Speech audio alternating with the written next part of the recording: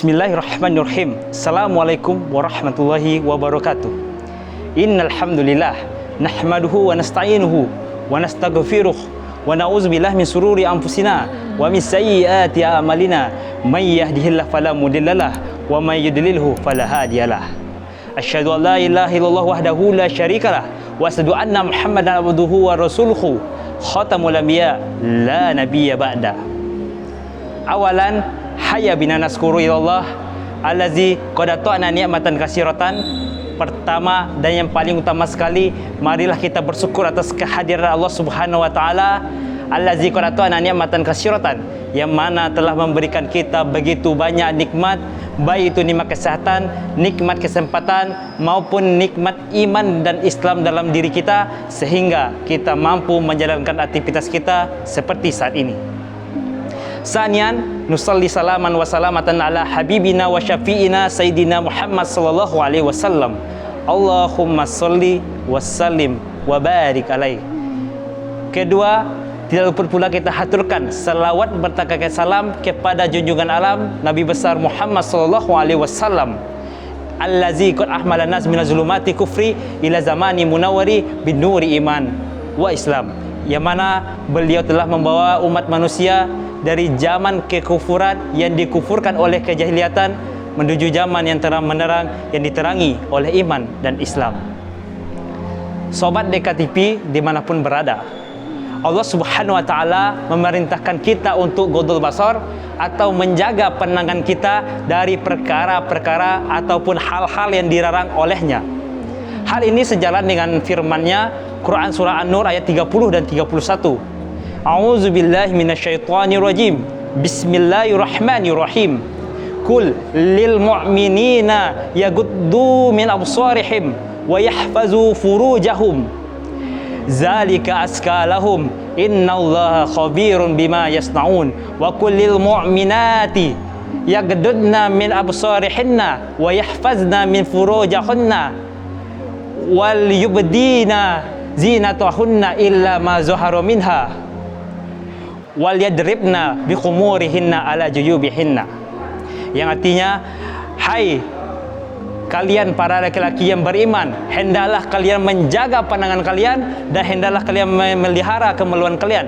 Sesungguhnya itu lebih mulia bagi dan suci bagi kalian, dan sesungguhnya Allah Maha mengetahui apa yang kalian perbuat. Dan katakanlah kepada wanita-wanita yang beriman, hendaklah mereka menjaga pandangannya, memelihara kemaluannya, dan tidak menampakkan perhiasannya kecuali apa yang biasa tampak darinya. Dan hendaklah mereka menurunkan kerudung mereka, menutupi dadanya, dan janganlah mereka memperlihatkan atau menampakkan perhiasannya. Quran surah An-Nur ayat 30 dan 31. Ibnu Katsir, salah satu seorang ulama tafsir, menyebutkan yang dimaksud dengan ghodul basar berarti menahan, menundukkan atau menjaga pandangan dari hal-hal atau perkara yang dilarang oleh Allah Subhanahu wa taala. Tujuannya agar tidak mengumbar penglihatan kepada wanita-wanita yang dapat menjadi sumber fitnah bagi laki-laki. Begitu pula tidak memandang laki-laki yang menjadi sumber fitnah bagi perempuan. Oleh karena itu, yang diperintahkan Allah Subhanahu wa taala untuk menjaga pandangan bukan hanya laki-laki tetapi juga para wanita. Tidak ada satupun dalil yang menjelaskan bahwa perintah ini hanya berlaku kepada salah satunya. Hal ini diperkuat dengan sebuah riwayat yang diriwayatkan oleh Tirmizi dari Nabhan, yaitu pelayan Ummu Salamah, memaparkan ketika Ummu Salamah tengah berada bersama Rasulullah dan Maimunah, datang selanjutnya Ummu Salamah memaparkan, ketika kami sedang bersama Rasulullah, datang kepada kami Ibnu Ummi Maktum untuk menjumpai beliau.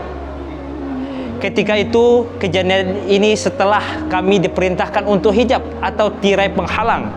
Lantas Rasulullah bersabda, pergunakanlah tirai darinya atau hijab darinya.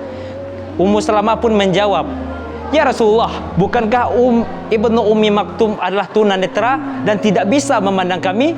Rasulullah lantas menjawab, apakah kalian juga tunanetra?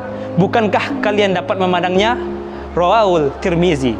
Jelas dari ayat tersebut dan hadis yang dikemukakan tersebut bahwa kita diperintahkan untuk menjaga pandangan dari perkara-perkara yang dilarang olehnya. Timbul pertanyaan besar, kenapa Allah Subhanahu wa taala dan Nabi besar Muhammad sallallahu alaihi wasallam memerintahkan umatnya untuk menjaga pandangan? Alasannya karena panca indera memainkan peranan penting dalam mempengaruhi perilaku dan rangsangan seksual pada manusia.